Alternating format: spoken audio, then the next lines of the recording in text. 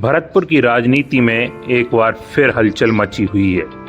बरसों पुराना जाट आरक्षण का मुद्दा फिर चर्चा में है, लेकिन इस बार बहस सिर्फ आरक्षण की नहीं बल्कि नेतृत्व की भी है। आखिर क्यों महाराजा विश्वेंद्र सिंह ने कहा कि भरतपुर, धौलपुर और डीग के जाटों को बाहर के लोगों की ज़रूरत नहीं है, और क्यों इस बयान के केंद्र में आ गए नागौर सांसद हनुमान बेनीवाल। आइए समझते हैं पूरी कहानी। नमस्कार, मैं हूं रितेश शर्मा और आप देख रहे हैं आरजे न्यूज़ वाला। भरतपुर, धौलपुर और नवगठित डीग जिले के जाट लंबे समय से केंद्र की ओबीसी सूची में शामिल किए जाने की मांग कर रहे हैं।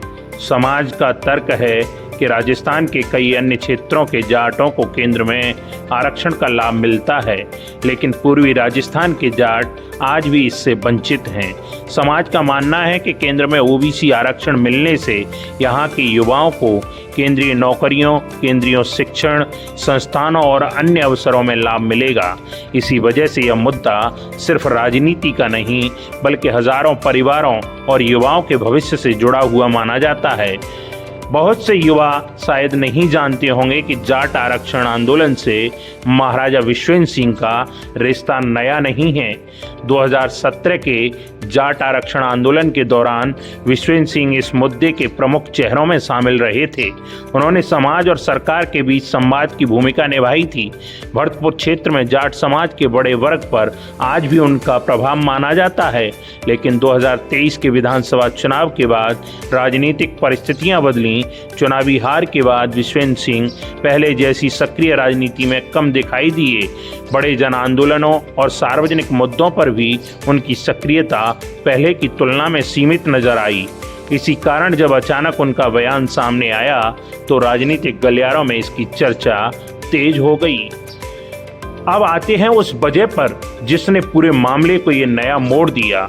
21 जून को भरतपुर के नुमाइश मैदान में जाट आरक्षण को लेकर एक बड़ी हुंकार रैली और महापंचायत प्रस्तावित है। पिछले कई दिनों से गांव-गांव जाकर लोगों को आमंत्रित किया जा रहा है। समाज के लोग इसे आंदोलन का महत्वपूर्ण पड़ाव मान रहे हैं। इसी दौरान राष्ट्रीय लोकतांत्रिक पार्टी के प्रमुख और नागौर सांसद हनुमान बेनीवाल ने इस आंदोलन को समर्थन देने की भी बात कही और उनके कार्यक्रम में शामिल होने की चर्चा शुरू हुई। हनुमान बेनीवाल लंबे समय से किसान, युवा और आरक्षण से जुड़े मुद्दों पर आक्रामक राजनीति करते रहे हैं। ऐसे में उनके समर्थन से आंदोलन को राज्य स्तर पर नई पहचान मिलने लगी। यहीं से ये विवाद शुरू हुआ और महाराजा विश्वेंद्र सिंह का एक सार्वजनिक पत्र जारी करते हुए उन्होंने कहा कि भरतपुर, धौलपुर और डीग के जाट अपने अधिकारों की लड़ाई खुद लड़ने में सक्षम है। उन्होंने साफ शब्दों में कहा कि अभी ऐसी नौबत नहीं आई है कि इस लड़ाई के लिए बाहर से लोगों को बुलाना पड़े। हालांकि उन्होंने यह भी कहा कि जब आवश्यकता होगी तब सभी राजनीतिक दलों, जनप्रतिनिधियों और अन्य जिलों के लोगों का सहयोग लिया जाएगा। लेकिन उनके बयान को राजनीतिक हलकों में सीधे तौर पर हनुमान बेनीवाल की एंट्री से जोड़कर देखा गया। आखिर ये असली लड़ाई, यहाँ सबसे बड़ा सवाल यही है, क्या यह सिर्फ आरक्षण की लड़ाई है या फिर यह आंदोलन के नेतृत्व की लड़ाई भी बन चुका है। एक पक्ष का मानना है कि जब मामला केंद्र सरकार से जुड़ा है तो संसद में मजबूत आवाज रखने वाले नेताओं का समर्थन जरूरी है। वहीं दूसरा पक्ष मानता है कि आंदोलन भरतपुर, धौलपुर और डीग के जाटों का है, इसलिए इसकी दिशा और नेतृत्व भी स्थानीय समाज के हाथ में रहना चाहिए। राजनीतिक बहस अपनी जगह है, लेकिन इस पूरे आंदोलन का केंद्र युवा है। हजारों छात्र और अभ्यर्थी मानते हैं कि केंद्र में ओबीसी आरक्षण मिलने से उन्हें प्रतियोगी परीक्षाओं, केंद्रीय नौकरियों और शिक्षा में नए अवसर मिल सकते हैं। यही वजह है कि यह मुद्दा लगातार भावनात्मक और राजनीतिक दोनों रूप से महत्वपूर्ण बना हुआ है।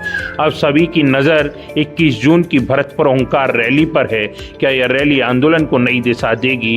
क्या केंद्र सरकार तक यह मांग और मजबूती से पहुंचेगी? और सबसे बड़ा सवाल, क्या जाट आरक्षण आंदोलन का चेहरा स्थानीय नेतृत्व रहेगा या फिर यह राज्य स्तरीय राजनीति का बड़ा मुद्दा बन जाएगा?